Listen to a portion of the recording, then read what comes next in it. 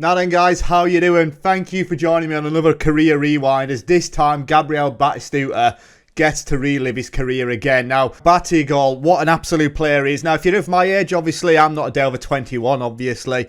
But if you're 30s onwards, you know this guy's absolutely incredible. I think, obviously, the iconic hair and that Fiorentina kit, I think, just adds to it. But I like to look up these players, do a little bit of research. Obviously, like I say, I know a bit about them. But before I start recording, I have a look on Wikipedia just to refresh myself. And I think we just need to share this moment. So looking at his Wikipedia page then, in 1999 he was named in the Garth Crooks Millennium Team of the Century. What an absolute accolade that is. I hope he got a trophy or a plaque or something, because, you know, whatever he's done throughout his career is never going to match the fact that he was named in Garth Crooks Millennium Team of the Century. What an absolute privilege. But anyways, the plan is, as is always with these rewinds, is to play it in 5-year segments. So we'll have a look at where he starts his career. We go 5 years into the future, see if he stays where he is at or if he moves on. 5 years and 5 years and so on until the end of his career. But yeah, I'm expecting Batistuta to do big things again in his career rewind this time round.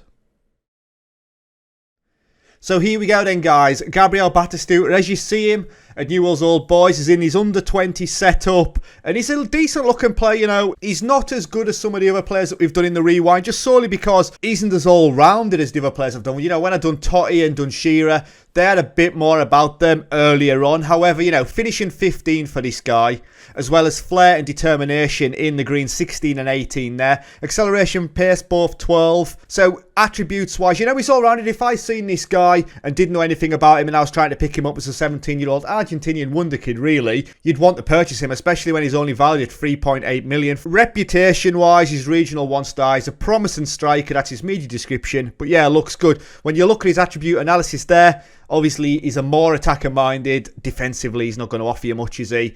With long throws for marking 2, tackling 3. Yeah, you're not going to get too much out of him there. So looking at how Newell's are going to play, then they are going to play with that one up front. So they're going to play 4-2-3-1 as it stands at this moment in time. Like I say, Batistuta is not in their first team, so I would expect to see him there by the end of the season. Even if he only plays a couple of games, he'll end up being a fringe player. But yes, they're playing with the one up top, so there's an opportunity. Ideally, you'd want the 2. However, he's just got to displace Sabag, is that his name? And he is not as good as Batistuta anyway, so we might see him start earlier. And then when we look at the season preview, Newell's are expected a 12th place finish with none of their players in the Media Dream 11. Obviously, this is going to be made up of River and Boca players, let's be honest. So a big season ahead then for Batistuta. So what we're going to do then, guys, like I said, we're going to skip forward 5 years into the future, see where he ends up, see what accolades he gets, and see if he can add any silverware to any trophy cabinets. Right then, so as it stands on the 1st of July 2026, Gabriel Batistuta is at PSG. Now, that doesn't surprise us, if I'm honest. He was always going to end up at a big club. He's ended up at a bigger club than I would have imagined early doors anyway. But yes, like I say, 2026, 5 years in, he's been capped 11 times by Argentina already and scored 4 goals. He's got a worldwide reputation already as well. Elite striker at 22, remember, level-headed and professional personality. He's still only a striker. He's not moved any deeper into the pitch, which I didn't expect to happen. But when we look at his attributes now, finishing is 17, heading 16, composure 16. Like, there's been a massive improvement from where he started. He weren't even that great to start with.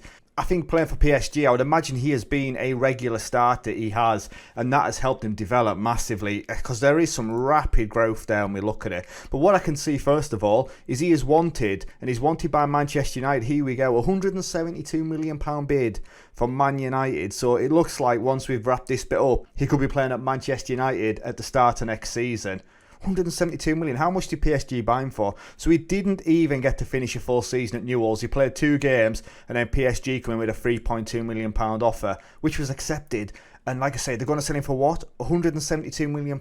Not bad going at all. That's some profit. So looking at his performance then since he joined PSG, in his first season there, so the first season overall, he played 11 games, 4 goals. He then played 35 the season after scoring 17.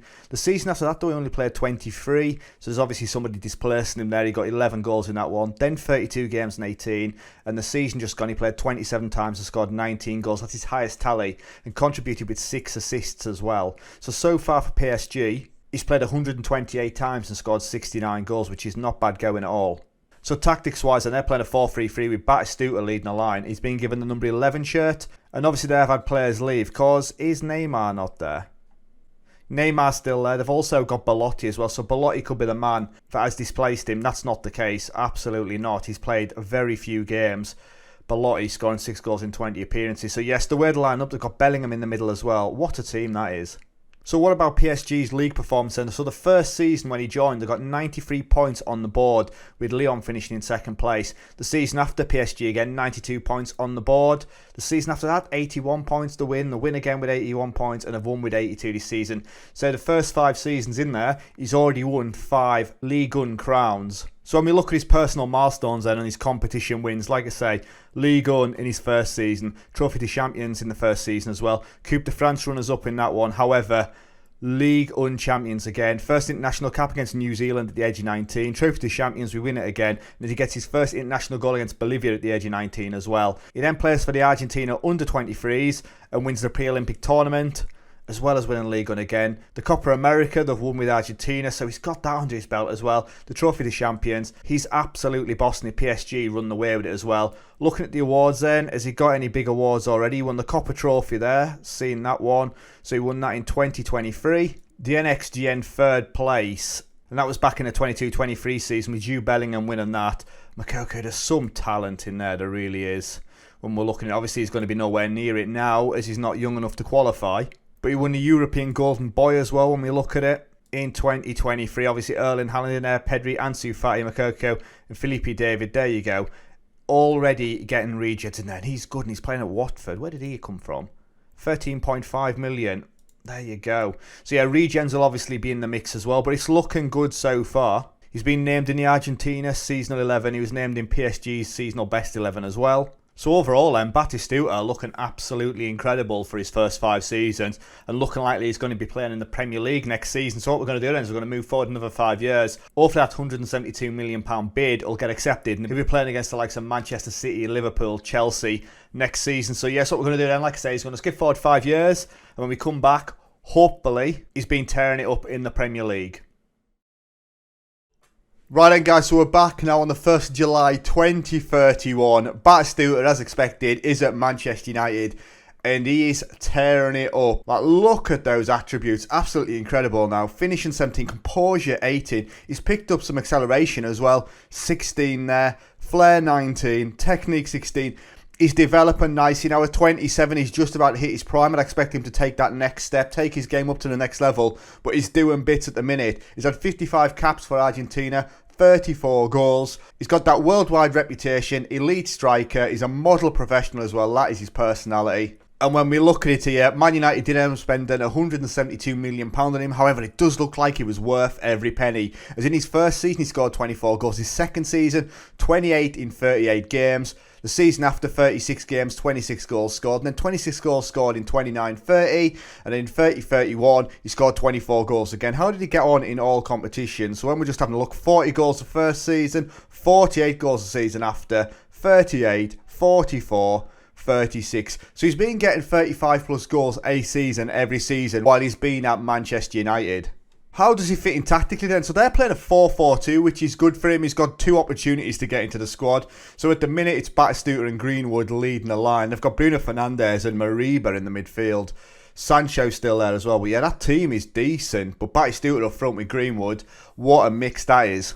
So looking at the Premier League then, from when Batistuta joined, Man United got a 3rd place finish in his first season. His second season, a 3rd place finish again. 6 points behind Liverpool in that one. The season after, they finished 2nd, but they were 12 points behind City. But then they won the Premier League. 1st place finish there a couple of seasons ago with 90 points on the board. And then he ended up finishing 2nd place this time round. 6 points behind City again. So looking at his performance in competitions then since he's joined, there was Super Cup runners-up the season that he joined them. In the 2027 season, it wasn't a great season for them as they finished runners-up in the FA Cup and the Carabao Cup. Argentina were then runners-up in the Copa America and runners-up again in the FA Cup, but they did win the Carabao Cup this time round.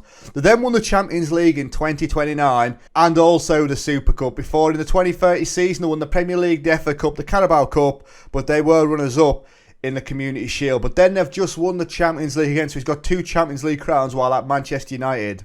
And while looking at him at United then, plenty of accolades in here. As in the 26-27 season, he ended up with the Premier League Golden Boot. He was the Ballon d'Or runner-up. He was the FIFA Men's Best Player and was named in the 2027 FIFPro World 11 of the Year. The season after then, he won the Golden Boot again, so that's 2 seasons on the bounce. He was UEFA's Men's Player of the Year. He was in the Champions League Dream Team. He was a Champions League Forward of the season. He won the Champions League Golden Boot.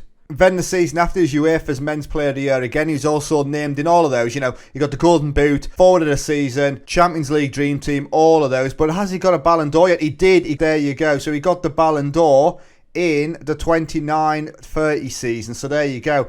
51 games, 38 goals, just pipping Haaland to the place. Haaland, like I've said in other episodes, is OP, absolute OP. So yeah, Batistuta has got a Ballon d'Or to his name. Then the season just gone, he got the Premier League Golden Boot again. He was named in all of the Champions League Team of the Year, Forward of the Season, Golden Boot runner-up this time now. He was UEFA's Men's Player of the Year again, and he won the European Golden Shoe. You know, he's got what? 3 out of the last 4 seasons, he has been the best player in Europe, which is absolutely massive. So there we go then. So looking at him again, but he's got what? Another 7-8 years of his career left to go. So what we're going to do then is we're going to move forward again and see how he gets on. Right, so we're now back, season 15, the 1st of July 2036. Gabriel Batistuta at the grand old age of 32, 110 caps for Argentina, 68 goals. What an absolute monster. Reputation still worldwide. Legendary striker is now his media description, and he's still a model professional. He's got no ability in any other area bar striker, which I didn't expect to see, you know. I know he's getting on a bit and he may drop a little bit deeper, but that's just not happened at Manchester United, which means he's probably done an unbelievable job since he joined the club. So, look at his attributes still. Technically, he's still incredible. Yes, finishing now on 16, first to 16. But mentally, he's still got it. And physically, when you look at the attribute analysis, still up there, very strong. Physical and attacking there. Acceleration and pace now 14. A little bit on the decline, but overall, incredible. When we look down here, I think this says it all. 364 appearances for United, 271 goals. We'll break that down season by season. Basically from here onwards, 26 goals in 37 appearances, 36 there in the 32-33 season, 26 goals, 23 goals, and 32 goals in the season just gone. 38 goals in all competitions. So this guy is still scoring goals for fun. And it's those average ratings as well. Apart from his 2 games at Newell's, he's never had a season under a 7 rating, which is a pretty good feat considering the amount of games he's playing. But when you're scoring goals, that's all you're there for. You're scoring plenty of goals, you're going to get a decent rating, I suppose. So United line up with the one up top now. They're playing a 4-2-3-1. Batistuta leading the line. Mariba, Rice is in there as well. Pino and Greenwood, the only players that are left. Everybody else are now new gen regens. But yeah, Batistuta still leading the line. Like I say, 32-year-old, and he's still the first choice up front. So looking at this 31-32 season then, Man United ended up with a 3rd place finish. Newcastle United up there on 80 points in 2nd place. City though 11 points clear. The season after, United in 2nd place, 85 points on the board, 8 points behind City. Newcastle down in 6th there. But then they're up there, look at that. City have completely bottled it in 5th place. 4th place finish for United. Then United down in 6th place. Somebody's lost a job there. But they've only finished 11 points behind Liverpool, so it's tight. And then the season after, we've just managed a 2nd place finish. This time being 8 points behind Arsenal, who finish in top spot. This Premier League history-wise, when we look at the past winners, Arsenal jumping in there. Yes, we've had a fair few chances, but we've only won 1. Since Batistuta joined them, we've had, 2nd place finishes, like I say, runner-ups, and a 3rd place finish. But there has been seasons where we haven't even ended up in the top 3. Newcastle United, though, sneaking in. What a team now. So let's have a look at his performance then in all competitions. So in the 2032 season, they were Carabao Cup runners-up, didn't win anything else. In the 2033 season, they won the Super Cup, the Champions League, and they were the Community Shield runners-up. Argentina World Cup runners-up. There you go. So he hasn't won the World Cup with Argentina. He had a little bit of a stint in the under-23s as well. I don't think that's right. Obviously, they ended up winning the Premier League 2 Division 1. Carabao Cup runners-up. And they won the Europa Conference League. There you go. That was the season he obviously had an absolute shambles. But as expected, United should be winning that kind of competition. What about awards then? Has he really done anything else? There's plenty of awards in here though. Let's just have a look at the FIFA's best men's player. So we'll have a look at it from here then. So Batistuta actually won it in the 2033 season and the 2031 season. Did he come close in that 34? No, he didn't even end up in the top 3.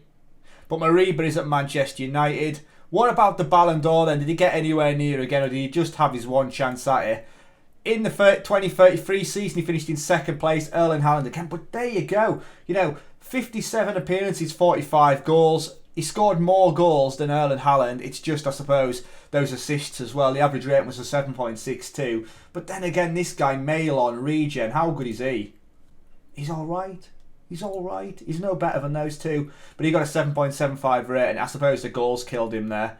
But again, he's not really got to the heights of it. That 2031 season behind Mariba, 3 United players in the top 3 players in the world. In the goal 50 then, Batistuta was there. Has he got anywhere near again? Yeah, he's got a second place finish, third place finish the season after and the season after that. But then in the season just gone, the 35-36 season, yeah, nothing for him.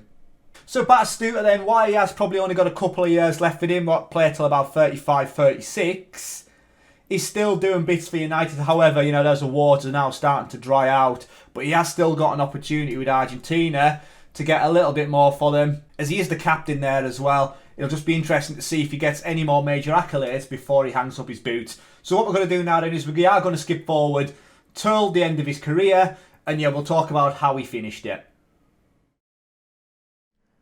Right then guys, we're done at 37 with 163 caps and 107 goals for Argentina. Gabriel Batistuta has retired. Now the year is 2041 and he has literally just hung up his boots. Retired from playing, as you can see there. Wants to be a manager, that's the way he wants to go. Again, attributes wise when they get to this coaching level are absolutely shocking with nothing changing. Look at that, physiotherapy free. What an absolute boss man he's going to be. But managerial still doesn't really do anything. He'll probably go into youth coaching, I would imagine, with 12 there. But yeah, he's had a stellar career, but as far as management goes, I can't see him doing too much.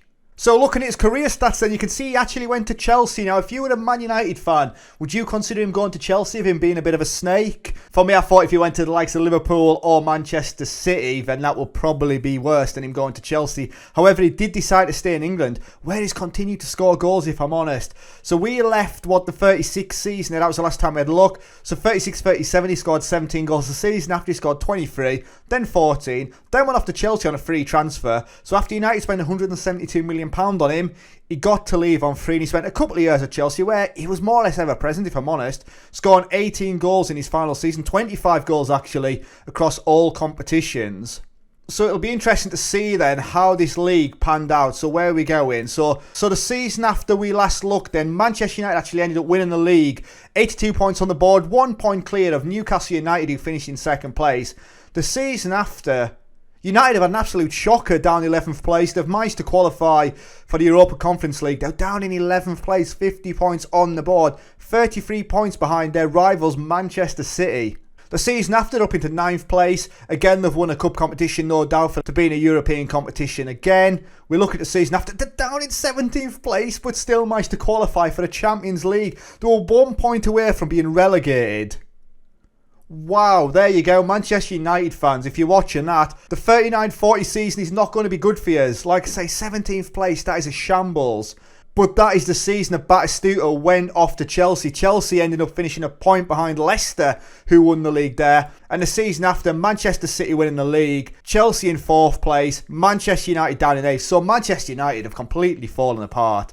Not ideal for them. So looking as far as his milestones go then, so in the 2037 season then he ended up winning the Premier League. He scored the winning goal for Manchester United in the FIFA World Club final, which they won. They were also the Community Shield winners. The season after they won the Carabao Cup, and he was a FIFA World Cup winner. So in 2038, Argentina won the World Cup, so he's got that. He's basically won everything then as Batistuta. The season after, they were the Conference League winners, but then he won the Super League with Chelsea as he moved on. He then won the Carabao Cup with Chelsea. He won the UEFA Champions League with Chelsea and the Super Cup with Chelsea. What a trophy cabinet that is. Personal accolades then, let's have a look. So when we're looking at the Ballon d'Or, I don't think he ever got anywhere near it. He actually got a 3rd place finish in the 2038 season. The season after at Manchester United, he scored 35 goals. Look at that, 35 goals in 53 appearances. It's these assists that seem to do him. He finishes in 2nd place, and that's where we'd caught up last time. What about the best men's player? Was he anywhere near that again? 3rd place finish in the 2038 season. He actually won it again in 2037 and in 2036. So Batistuta is still doing it. Absolutely love that. At 33-year-old, he does it. two 29-year-olds right behind him. And then when we look at the Premier League Golden Boot, you know, he's won it 1, 2, 3, 4, 5, 6, 7, 8, 9 times. 9 times he's won it. You know, that's not bad going on, especially when you consider that Erling Haaland was around there as well. I'm assuming he's retired now. Yeah, what about his career stats? Just have a look. So he spent the majority of his career at Liverpool, and he really dropped off from the 34-35 season. Yeah, not ideal. So Erling Haaland couldn't really match Batistuta. So I think you've got to end it on that, haven't you? For Batistuta, absolutely bossing it. Look at the state of it. Won the World Cup, won the Champions League, he's basically won everything. The Premier League. Gabriel Batistuta, I think this one's a success. His career, whilst he was snapped up early by PSG, he gave a bloody good account of himself at Manchester United. So yes, thank you very much for watching. If you have enjoyed the video, please like it and subscribe. Would mean a lot as we continue to grow this channel. But yes, stay safe. Thanks for watching. It's been emotional, and I'll catch you later. Ta-ra.